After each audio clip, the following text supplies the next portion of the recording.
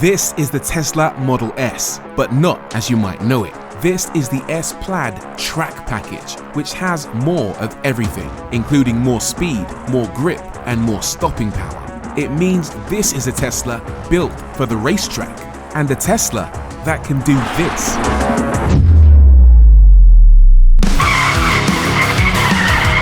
This is a Tesla that's interesting in the corners. Yeah, grip, you'd expect that. It's got track pack in the name. But sliding, drifting, having fun. Elon, I see you, respect. I was not expecting that. I wasn't expecting this rain either, so forgive us. Some of the shots that you'll see will be shot in bone dry conditions, but my driving is taking place in the very, very, very wet.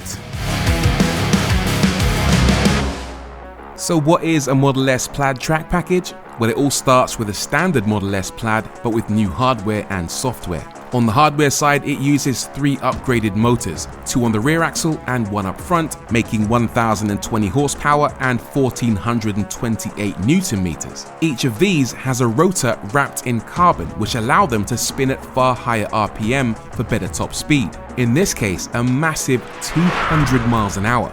It also has carbon ceramic brakes for better stopping, semi-slick tires for more grip, and lightweight alloy wheels. On the software side, you get a few new tricks to help make the most of the performance, all for around £16,000 more than the standard car. It is absolutely ballistic in a straight line. If I went any faster than I am now, then yep, I might end up spinning 1,500 times and ending up on the grass. But I tell you what, the speed is not surprising. What is surprising is the brakes. Let's see if they work. Whoa, whoa, whoa. A lot of aquaplaning, but I am coming to a stop. Look at that. That, ladies and gentlemen, is a Tesla with brakes that absolutely do work. Shocker. The reason they work is because of the track package's big brake upgrade. 410mm carbon ceramic discs on all corners, made from continuous fiber technology for better heat dissipation than standard discs, with a silicon carbide coating for better grip via 6-piston calipers up front and 4-piston calipers at the back. The semi-slick tires might help too. Unfortunately, or maybe fortunately because of the weather today, those tires are not available in the UK, so Tesla don't supply them to journalists. Instead, what we get is a set of tried and tested Michelin Pilot Sport 4S tires, 265s up front and 295s at the rear. But even though it doesn't have those semi-slicks, I don't think it will really affect this car's other party trick, which is stupid straight line speed, which I think we should probably measure. For that, we'll have to go into drag strip mode for the car to get its optimum performance, and that usually involves waiting around 20 minutes for the batteries to cool, unfortunately. Then hit the brake, hit the accelerator, the car will drop into cheetah stance, and when it's ready for launch, you send it, or rather, it sends you. Whoa! And the amazing thing is it keeps on pulling. It's like a petrol car, it just keeps on pulling. In the wet, it launches hard. In the dry, even harder. Tesla claim a 0 to 60 time of 1.99 seconds, but that's on a sticky drag strip and with a 1-foot rollout where the car is already moving before the timer starts. From a standing start, we managed 0 to 60 in 2.3 seconds and a quarter mile of 9.6 seconds. What's the Plaid track package like to drive? Well, it's got its quirks, and right on cue I've accidentally activated the indicator, and that is one of the biggest quirks, the steering wheel. It comes with the option of a yoke, which is like a steering wheel but with no top, or a circular wheel, but both of them have capacitive buttons which basically control all the normal functions you'd find on the stalks that are normally next to a steering wheel. So we've got indicators up here. When you want to indicate left, you push that, then you turn left. And one of the issues is suddenly the indicator is upside down. So if you're in the middle of a roundabout, for example, you might get a bit confused. You've also got controls for the horn, for the lights, for the wipers, for the cruise control, all on the wheel or the yoke, and it can take a bit of getting used to. You also switch between park, drive, and neutral by sliding an icon up and down the screen. It's a bit of a faff for me personally, but over time I can see people eventually coming around to it. One thing that's really difficult to get used to are these seats. They're an absolute joke when it comes to support. I'm going around a right-hander and I'm using the window to keep me in place. The shoulder support is absolutely abysmal. On a car that can corner this hard, you really do need sport seats. But I am a fan of the way it drives. Any other car with this much power would feel bloody awful, noisy, harsh, and buzzing with vibrations. But this is as calm as they come. It might actually be the most chilled out 1000 horsepower car ever built. Not that it's always calm, of course. That's in normal mode. In track mode, it's a very different animal. The suspension stiffens up, and that gives you much better body control, and that applies to both forward and backward and left and right. It feels like a much more focused animal. It does feel very stiff and very level, not to the point where it's excruciating, but to the point where you can really tell the difference. The car also has a vehicle dynamics controller, which can monitor your throttle position, your braking position, and also the angle of the car. And what it does is it tries to work out exactly how much power to shuffle around between the front and the rear. The interesting thing is, you can also do that yourself on demand.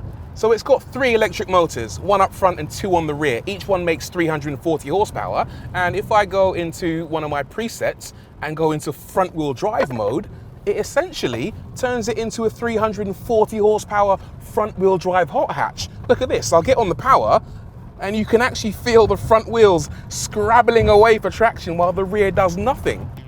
Set up in this way, the Model S Plaid is essentially a big electric Golf GTI, but you can also shuffle all the grunt, or rather 680 horsepower of it, to the other end. Now I'll do the opposite and go into my drift preset, throw it into Hammerhead, and we'll see what it does. Yep, look at that. Sending all the power, 680 to the back. It's suddenly become an M3 with batteries. And the brilliant thing is, you don't have to go to those extremes. If you don't want to send all the power to one axle or the other, look at that. You can send it somewhere in the middle. 60-40, 70-30, whatever you need, the car will accommodate. That I've never seen before. Incredible.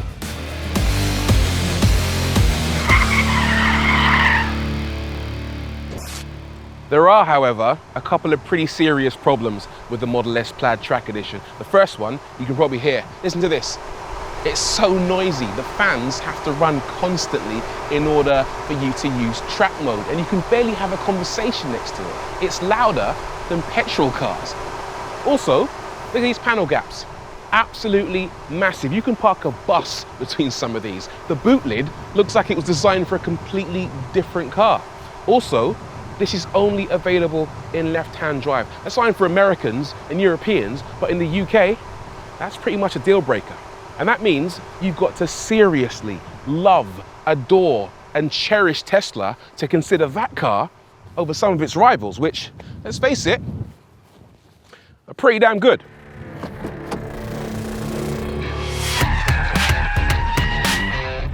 Let me explain why I have the Sport Turismo and not the Saloon. First of all, this was the only version of the Turbo S Taycan that Porsche's press office had available, but there's actually not a huge difference, in my mind anyway, between the Sport Turismo, the wagon, and the Saloon.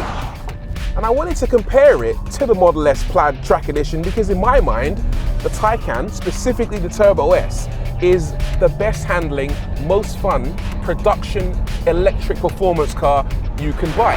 Of course, it doesn't have all the power. It only has 762 horsepower. It doesn't have the top speed, only 165 miles an hour, and it doesn't have the acceleration. Again, only 0 to 62 in the wagon in 2.9 seconds, but it does have the handling.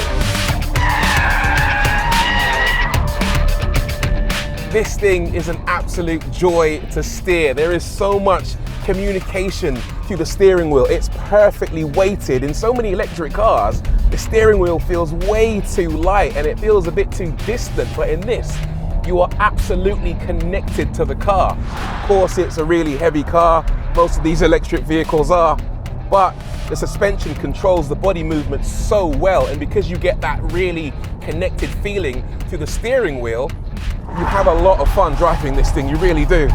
It's a family car first and foremost, but it's definitely got that Porsche DNA. This is a sports car. As for the Audi RS e-tron GT, that's a different kettle of fish entirely. It uses the same platform and hardware as the Taycan, but it's been set up to be more of a Grand Tourer, so the suspension is softer, the steering is less sharp, and the car feels less precise in the corners. But that's not to say it isn't a brilliant piece of engineering or brilliant fun. It accelerates from 0 to 62 in 3.3 seconds in truly violent fashion. It brakes strongly and consistently with carbon ceramic discs and feels very agile. The balance in this Audi is truly a level above any other petrol-powered Audi I've driven outside of an R8, and if you're interested in sliding gracefully around corners rather than understeering, as is pretty normal in many Audis, then the RS e-tron GT is a breath of fresh air. It's a wonderful car. So what does the Model S Plaid track package feel like in comparison to those cars? Well, I came into this test today not expecting it to be anywhere near the Porsche, I've got to say. At best, I thought maybe it will be similar. But you know what? It's not worse. It's not the same. In a lot of ways, it might actually be better. I'm so impressed. The steering isn't quite as sharp and as direct as you get on the Porsche, and it's a little bit too light for my liking, but there's actually a surprising amount of feel and directness coming from it. Look at that. And that leads me on to my other point, which is the balance of this car. It is incredibly well balanced. If you want to drift it, then there's nothing stopping you. This car is supremely well behaved when it's sideways in a bend. I mean, it's just staggering. It might actually be a better drift car than the Porsche, because look at that, you can send all the power to the rear and it is supreme in that regard. You got the Porsche with its all-wheel drive system sometimes wanting to pull power towards the front to pull you out of a slide to stop you from killing yourself, but with this, you are in control. It's a driver's car. The other thing with these big, heavy electric cars is the fact that you've got to drive them at 8/10, not quite at their limits, in order to get around the fact that they're so heavy and there's so much inertia in the bends. But I'm really impressed by this because you can absolutely beat on this car, especially in the braking zones. These carbon brakes work supremely well. And then when you're in the corners, it really hooks up. The thing that stands out is the torque vectoring system. As soon as you've got some lock on, you can feel the inside braking to get the car rotated so you can hit your apex and power out of that exit. It really feels like a track car. It feels lighter than it really is. And then of course, you've got the power, 1020 bhp, and it just keeps pulling. Most EVs tend to run out of puff at high speeds, but this, with its 3 motors and carbon-wrapped rotors, just keeps pulling. I can't begin to tell you what 1020 horsepower feels like, honestly. 600 horsepower is ridiculous, 800 horsepower is mind-bending, but 1020 is just outrageous, and this car continues to pull even when you're doing speeds where other EVs would have to start to slow down. It's genuinely relentless. The numbers on the dash are terrifying. I've got to give Tesla their props, man. They came into the game with the Roadster and changed our perceptions of what a sporty electric vehicle could be like. They came back with the Model S and changed our perceptions of what a high-end electric saloon could be like. They came back and did the same with the Model 3 and the Model Y, and then they've come back again with the track package and absolutely moved the goalposts. This car, I'm lost for words.